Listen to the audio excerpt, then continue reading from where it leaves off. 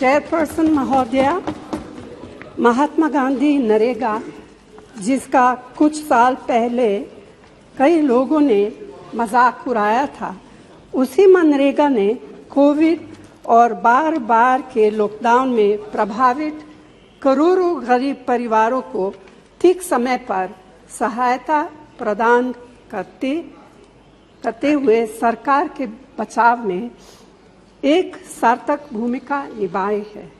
फिर भी मनरेगा के लिए आवंटित बजट में लगातार कटौती की जा रही है, जिसके कारण काम मिलने और समय पर मजदूरी के भुगतान की कानूनी गारंटी कमजोर पड़ रही है। इस साल मनरेगा का बजट 2020 की तुलना में 35% कम है, जबकि बेरोजगारी लगातार बढ़ रही है।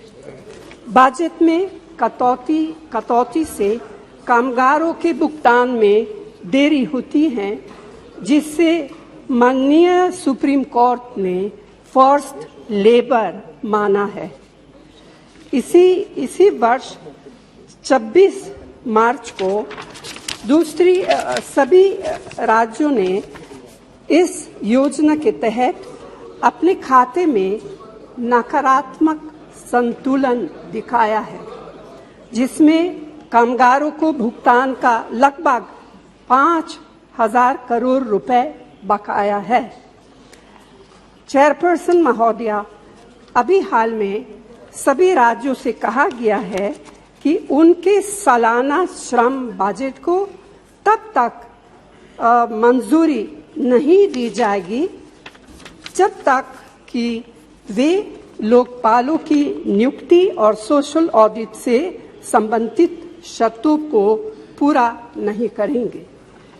सोशल ऑडिट को निश्चित रूप से प्रभावी बनाया जाना चाहिए, लेकिन इसे लागू करने में कमियों को आधार बनाकर इस योजना के लिए पैसे का आवंटन रोककर कामगारों को दंडित नहीं किया जा सकता है।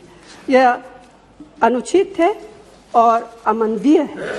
सरकार को इसमें बाधा डालने के बजाय इसका समाधान निकालना चाहिए। चेयरपर्सन महोदया, ग्राम सभा द्वारा सोशल ऑडिट पर कोई समझौता नहीं किया जा सकता है। इसीलिए मैं आपके माध्यम से केंद्र सरकार से आग्रह करती हूं कि पहला, मनरेगा के लिए उचित बजट का आवंटन किया जाए। दूसरा, काम के 15 दिनों के भीतर कामगारों को मजदूरी का भुगतान सुनिश्चित हो।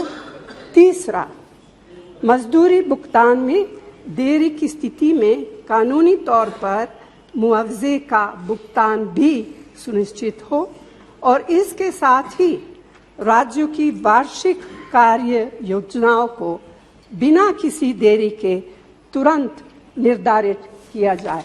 धन्यवाद।